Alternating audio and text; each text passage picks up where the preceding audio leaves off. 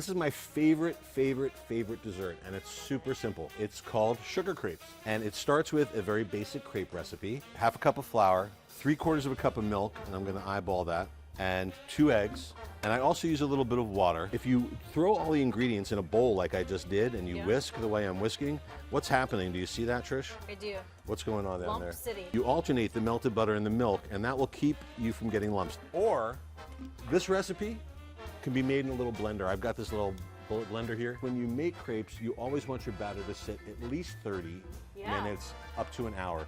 You need the bubbles to kind of settle, and you need the flour to sort of start picking up all the stuff, doing its stuff.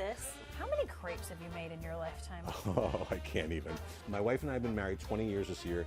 Crepes are her absolute favorite thing. So not only in my professional life have I made thousands and thousands and thousands of crepes, in my private life, I've probably made even more crepes. You can see it's basically like making a pancake. You do want to make sure it's nice and thin and you got a nice even edge. A crepe will tell you when it's done. It's not. Right, but ultimately the crepe, when you shake the pan, it will release, and this one's released now. Now what do we do? Now we flip it.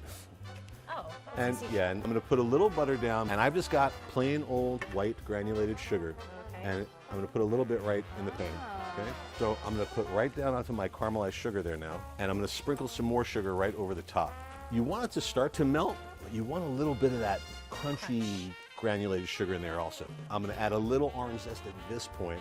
You said this is a fabulous New Year's Eve dessert for you. I think it's a fabulous anytime dessert, Well, but yeah. But I mean, if you were making this is the perfect dessert when friends are gathering in the kitchen, right? You're all kind of around the kitchen island just like we are here. But you can have a lot of fun variations with these. These crepes can hang out in your fridge once they're cooked for a while. Oh, absolutely. Once they're cooked, you can hang on to these for days. So you can get these done well in advance. Brilliant. Yeah. This is so good.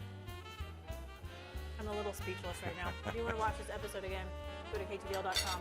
These are fantastic. Thanks, Eric. Chin.